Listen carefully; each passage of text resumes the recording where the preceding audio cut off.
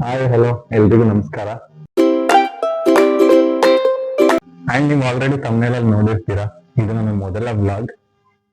And ಈ ಒಂದು vlog ನಾನು ಟ್ರಾವೆಲಿಂಗ್ ಮುಖಾಂತರ ಸ್ಟಾರ್ಟ್ ಮಾಡ್ತಾ ಇದ್ದೀವಿ. ಎಲ್ಲಿಗೆ ಹೋಗ್ತಾ ಇದ್ದೀವಿ ಅಂತ ಹೇಳಿದ್ರೆ ಗೋವಾಗೆ ಹೋಗ್ತಾ ಇದ್ದೀನಿ ನನ್ನ ಆಫೀಸ್ ಫ್ರೆಂಡ್ಸ್ ಜೊತೆ. ಬಟ್ ಏನಂದ್ರೆ ಫ್ರೆಂಡ್ಸ್, ಮಗ ಗೋವಾಗೆ ಹೋಗ್ತಾ ಇದ್ದಾರೆ, ಏನಾದ್ರು ದುಡ್ಡು ಕೊಟ್ಟು ಕಳ್ಸೋಣ, ಏನೂ ಇಲ್ಲ. ಇಲ್ಲಿ ನೋಡಿ, ಅವ್ರ ಪಾಡಿಗೆ ಟಿವಿ ನೋಡ್ಕೊಂಡು ಕೂತಿದ್ದಾರೆ. अरे कहना क्या चाहते हो? ಯಾವಕ್ಕೆ ನಾವ್ ಇವಾಗ ಟ್ರೈನಲ್ಲಿ ಹೋಗ್ತಾ ಇದೀವಿ. 3:30ಗೆ ಯಶವಂತಪುರಿಂದ ಟ್ರೈನ್ ಇದೆ ನಮ್ಗೆ. ಸೊ ನಾನಿಲ್ಲಿ ಮಂಡ್ಯದಿಂದ 12 o'clock ಟ್ರೈನ್ ಇದೆ. ಸೊ ಅಲ್ಲಿಂದ ಬ್ಯಾಂಗ್ಳೂರ್ ಹೋಗಿ ಬ್ಯಾಂಗ್ಳೂರಿಂದ ಯಶವಂತಪುರ್ಗೆ ಹೋಗ್ಬೇಕು. ಸೊ ನಾನಲ್ಲಿ ನನ್ನ ಫ್ರೆಂಡ್ಸ್ನೆಲ್ಲ ಮೀಟ್ ಮಾಡಿಸ್ತೀನಿ. 2 hours later. ಫ್ರೆಂಡ್ಸ್ ನ ಮೀಟ್ ಮಾಡ್ತೀನಿ ಅಂತ ಹೇಳಿದ್ದೆ. ಸೊ ನೋಡಿ, ಫೈನಲಿ ಮ್ಯಾನೇಜರ್ ಹತ್ರ ನೀವ್ ಅಪ್ರೂವ್ ಮಾಡ್ಕೊಂಡೆ. ಸೊ ಗೋವಾ ಹೊರಟಿದೀವಿ, ನೋಡೋಣ ಅಲ್ಲಿ. ಸೊ ಫೈನಲಿ ಆರ್ ಇನ್ ಟ್ರೈನ್. ಏನಬ್ರ ಏನ್ ಅನಿಸ್ತೈತೆ? ವಿಡಿಯೋ ಮಾಡ್ತಾ शाबाश बेटा, बहुत बढ़िया. ಸಾರ್ಥಕ ಅನಿಸ್ತಾ ಇದೆ. ಅಷ್ಟು ಕಷ್ಟಪಟ್ಟು ಟಿ ಎಲ್ ಹತ್ರ ರಜಾ ತಗೊಂಡು ನೀರು ತಗೊಂಡು ಇಲ್ಲೊಬ್ಬ ಮುಗ್ಧ ಕೂತಿದ್ರೆ ನೋಡಿ ಹೆಂಗ್ ಕೂತ್ಕೊಂಡೆ ಅಂದ್ರೆ ನೋಡಕ್ ಮಾತ್ರ ಮುಗ್ದವಲ್ಲ, ಮಾತೇ ಬರಲ್ಲ, ಮಾತೇ ಆಡಲ್ಲ. ಒಂದು ವಿಡಿಯೋದಲ್ಲಿ ಮಾತ್ರ ಇದೆ, ಇಲ್ಲೊಂದು ಸಮಸ್ಯೆ ಖಂಡಿತ ಇದೆ. ಸೊ ಓಕೆ ಫ್ರೆಂಡ್ಸ್, ಟ್ರೈನಲ್ಲಿ ಇದ್ದೀವಿ. 3 ಗಂಟೆಗೆ ಹೊರಡುತ್ತೆ.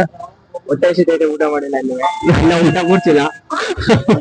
ನಮ್ ಫೈನಾನ್ಸಿಯರ್, ಈ ಟ್ರಿಪ್ಪಿನ ಫೈನಾನ್ಸಿಯರ್ ಊಟ ಕೊಡಿಸ್ತಾ ಇಲ್ಲ, ಅದನ್ನು ಖರ್ಚನ್ನ ಕಟ್ ಮಾಡ್ತಾ ಇದ್ದಾನೆ ಕಾಶ್ ಕಟ್ಟಿಂಗ್ ಅಂದ್ಬಿಟ್ಟು. ಸೊ ಬರ್ತಾರೆ. ಬ್ರೋ ವೆಜ್ ಆಗಿರೋದ್ರಿಂದ ನಾವಿಬ್ರು ನಾನ್ ವೆಜ್, ಸೊ ವೆಜ್ ತಗೊಳ್ಳೋಣ ಅಂತ ಅನ್ಕೊಂಡಿದೀವಿ. ಬನ್ನಿ. ಇನ್ನು ಗೋವಾ ರೀಚ್ ಆಗಿ ಮತ್ತೆ ಸಿಗುವ. Hi. 1 eternity later. So hi, ಇವಾಗ ನಾವು ಕಾಳಂಗುಟ್ಟದಲ್ಲಿ ರೂಮ್ ಮಾಡ್ಕೊಂಡು ಫ್ರೆಶ್ ಅಪ್ ಆಗ್ಬಿಟ್ಟು ಈಗ ಬಾಗ ಬೀಚ್ ಕಡೆ ಹೋಗ್ತಾ ಇದೀವಿ. ಬಟ್ ಸಾರಿ, ನನ್ಗೆ ರೈಲ್ವೆ ಸ್ಟೇಷನ್ ಇಂದ ವಿಡಿಯೋ ಮಾಡಕ್ಕಾಗ್ಲಿಲ್ಲ. ಸ್ವಲ್ಪ ಸ್ಟ್ರೈನ್ ಆಗಿತ್ತು. ಬಂದು ರಿಫ್ರೆಶ್ಮೆಂಟ್ ತಗೊಂಡು ಈಗ ಹೋಗ್ತಾ ಇದೀವಿ. ಇಲ್ಲಿ ರೂಮ್ ಮಾಡಿರೋದು. ಅಂಡ್ ಇದು ಕಾಳಂಗುಟ್ಟ ಬೀಚ್ಗೆ ಅಂಡ್ ಏನ್ ಹೇಳ್ತೀರಾ, ಕಾಳಂಗುಟ್ಟ ಬೀಚ್ಗೆ ಅಂಡ್ ಬಾಗ ಬೀಚ್ಗೆಲ್ಲ ತುಂಬಾ ಹತ್ರ ಇದೆ. ನಿಯರ್ ಪ್ಲೇಸಸ್ ತುಂಬಾ ಜಾಸ್ತಿ ಇದೆ. ಸೊ ನಾವು ಹಾಗಾಗಿ ಈ ಲೊಕೇಶನ್ ನ ಚೂಸ್ ಮಾಡ್ಕೊಂಡು ರೂಮ್ ಮಾಡ್ಕೊಳ್ಳೋದಕ್ಕೆ. ಸೊ ಬೇಸ್ಡ್ ಆನ್ ನೀವ್ ಯಾವ್ಯಾವ ಪ್ಲೇಸ್ಗೆ ಹೋಗ್ಬೇಕು ಅನ್ಕೊಂಡಿದ್ದೀರಾ ಅದ್ರ ಪ್ರಕಾರ ನೀವು ರೂಮ್ ಮಾಡ್ಕೊಳ್ಳಿ ಅಂತ ನಾನು ಸಜೆಸ್ಟ್ ಮಾಡ್ತೀನಿ. ಸ್ವಲ್ಪ ಡೈವರ್ಟ್ ಆಗ್ತಾ ಇದೀನಿ. रहा नहीं जाता. ಈಗ ಬಾಗ ಬೀಚ್ ಕಡೆ ಹೋಗ್ಬೇಕಾದ್ರೆ ತಿಂಡಿ ಮಾಡ್ಕೊಂಡು ಹೋಗೋಣ ಅಂತ ಅಂದ್ಬಿಟ್ಟು ಇಲ್ಲಿ ಬಂದಿದ್ದೀವಿ. ತಿಂಡಿನ ಬತ್ತು ಮನೆ ತೋರ್ಸು ಮನು. ನೀನೇನ್ ಆರ್ಡರ್ ಮಾಡಿದ್ದೆ ಅವನು? ಸೊ ಅವ್ರು ಇಡ್ಲಿ ಆರ್ಡರ್ ಮಾಡಿದ್ದಾರೆ. ಇದು ಆಕ್ಚುಲಿ ನಾನ್ ಆರ್ಡರ್ ಮಾಡಿದ್ದು. ಇಲ್ಲಿ ಜಾಸ್ತಿ ಎಲ್ಲ ತಿನ್ನಕ್ ಹೋಗಲ್ಲ, ಸೊ ಲೈಟ್ ಆಗಿ ತಿನ್ನೋಣ. ಯಾಕಂದ್ರೆ ನಿಮ್ಗೆ ಗೊತ್ತು ಗೋವಾನಲ್ಲಿ ಎಷ್ಟು ಕಾಸ್ಟ್ಲಿ ಇರುತ್ತೆ ಅಂತ.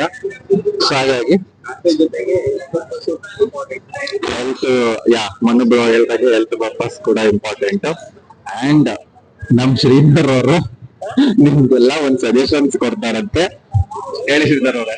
ನನ್ ಸಜೆಷನ್ ಏನಪ್ಪಾ ಅಂತಂದ್ರೆ, ಬೈಕ್ ನ ರೆಂಟ್ ತಗೊಳ್ಳೋರು ಸ್ವಲ್ಪ ಹುಷಾರಾಗಿ ನೋಡ್ಕೊಂಡು, ಗಾಡಿ ಡೆಂಟ್ ಆಗಿದ್ಯಾ ಕ್ಲೀನ್ ಆಗಿದ್ಯಾ ನೋಡ್ ತಗೊಳ್ಳಿ. ಏನಕ್ಕಂದ್ರೆ ಹಾಫ್ ಅನ್ ಅವರ್ ಲೇಟ್ ಆದ್ರೂ ಪರವಾಗಿಲ್ಲ. ಏನಕ್ಕೆ ಅಂತಂದ್ರೆ ಇನ್ ಕೇಸ್ ಏನಾದ್ರು ಡೆಂಟ್ ಆಗಿದ್ರೆ ಅದು ಊದಿದೆ ಕಣೋ. ಸ್ಮೈಲ್ ಮಾಡ್ಬಿಟ್ಟು ಹೇಳಿ. ಓಕೆ ಫೈನ್, ಮೈಲ್ ಮಾಡಿ.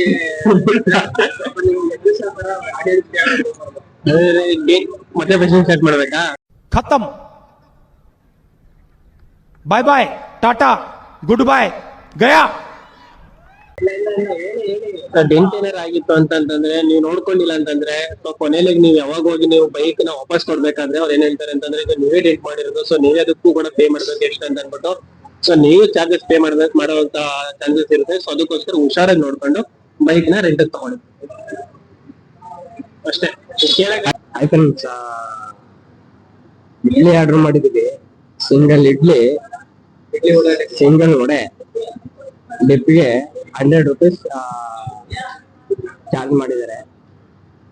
ಸೊ ಐ ಥಿಂಕ್ ಮೈಸೂರಲ್ಲಿ ಅರೌಂಡ್ 30 rupees ಒಳ್ಳೆ ಒಂದ್ ಸಿಂಗಲ್ ಇಡ್ಲಿ ಒಂದ್ ಸಿಂಗಲ್ ವಡೆ ಬರುತ್ತೆ. ಅದು ಚೆನ್ನಾಗಿರೋ ಹೋಟ್ಲಲ್ಲೇ ಬರ್ತದೆ.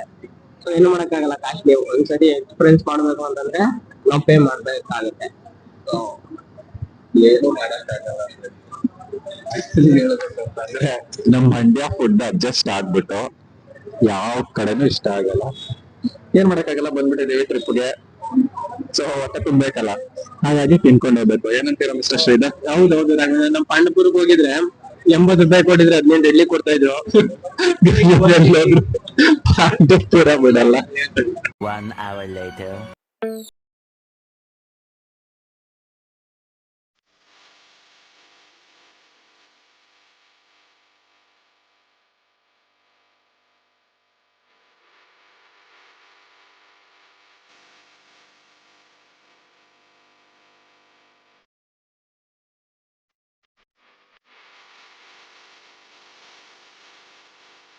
ಪ್ರಾಬ್ಲಮ್ ಏನು ಅಂತಂದ್ರೆ ಕಂಟಿನ್ಯೂಸ್ ಆಗಿ ಮಳೆ ಉದಿದೆ, ಅಲೆಗಳು ಜಾಸ್ತಿ ಇದೆ.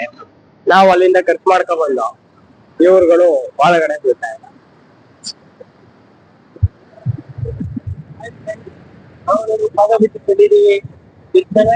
ಬೋರ್ ಕರೀತಾ ಇದೆ, ಒಂದ್ ಕಡೆ ಈ ತರ ಇದೆ. अच्छा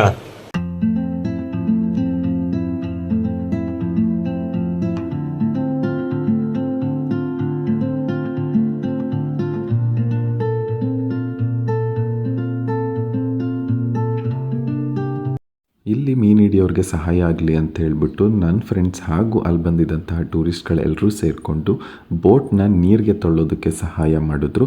ಆ್ಯಂಡ್ ಇದನ್ನು ಮುಗಿಸ್ಕೊಂಡು ನಾನು ರೀಲ್ಸ್ ಮಾಡಬೇಕಾಗಿದ್ದರಿಂದ ಅದಕ್ಕೆ ವೀಡಿಯೋಸ್ ಆ್ಯಂಡ್ ಫೋಟೋಸ್ಗಳನ್ನ ತಗೊಂಡ್ವಿ. A few moments later. ಇವರು ಬಂದು ನಾರ್ತ್ ಸೈಡ್ನವರು. ಶ್ರೀಧರ್ ಅವ್ರಿಗೆ ಫೋಟೋ ತಕ್ಕೊಟ್ಟ ಅಂಥೇಳಿ ಅವರು ಶ್ರೀಧರ್ಗೆ ಥ್ಯಾಂಕ್ಸ್ ಹೇಳ್ತಾ ಇದ್ದಾರೆ. ಆ್ಯಂಡ್ ನಾವು ಕನ್ನಡದವರು ಅಂತ ಹೇಳಿದ ತಕ್ಷಣವೇ ಅವರು I love Kannada people, I love Kannada ಅಂತ ಹೇಳಿದ್ರು. ಸೊ ಇದನ್ನೆಲ್ಲ ಕೇಳಿದ್ರೆ ಕನ್ನಡ ಎಷ್ಟರ ಮಟ್ಟಿಗೆ ಬೆಳೀತಾ ಇದೆ ಅನ್ನೋದು ನಮ್ಮ ಕರ್ನಾಟಕಕ್ಕೆ ಹೆಮ್ಮೆಯ ಪಡುವಂಥದ್ದು. ಈಗ ನಾವು ವ್ಯಾಕ್ಸ್ ಮ್ಯೂಸಿಯಂ ನೋಡಕ್ ಬಂದಿದ್ದೀವಿ. ಹೌದು, ಸೊ ಮನೋಬ್ರೋ ಟಿಕೆಟ್ ತಗೊಳಕ್ ಹೋಗಿದ್ದಾರೆ. ಇಲ್ಲಿ ರೊನಾಲ್ಡೋ, ಮೆಸ್ಸಿ ಇದ್ದಾರೆ, ವಿರಾಟ್ ಕೊಹ್ಲಿ,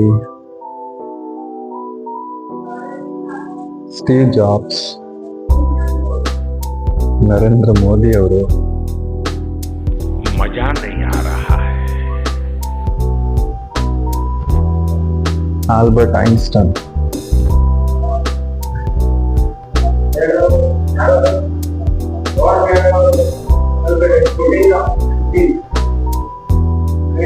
ಇವ್ರು ಗೊತ್ತಲ್ಲ, ಒಬಾಮಾ,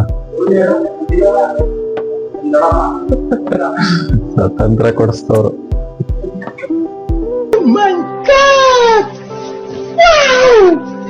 ವ್ಯಾಕ್ಸ್ ಮ್ಯೂಸಿಯಂನ ನೋಡಿಕೊಂಡು ರೂಮ್ ಕಡೆಗೆ ಹೊರಟ್ವಿ. ಯಾಕಂದರೆ ಬಿಸಿಲು ತುಂಬ ಇತ್ತು. ಹಾಗಾಗಿ 2 hours ರೆಸ್ಟ್ ಮಾಡಿಕೊಂಡು ನೆಕ್ಸ್ಟ್ ಪ್ಲೇಸ್ಗೆ ಹೋಗೋಣ ಅಂತ ಅಂದ್ಬಿಟ್ಟು ಹೊರಟ್ವಿ. ಈ ಒಂದು ವಿಡಿಯೋ ನಿಮ್ಗೆ ಇಷ್ಟ ಆಗಿತ್ತು ಅಂತಂದ್ರೆ please subscribe to Raghav Gowda YouTube channel.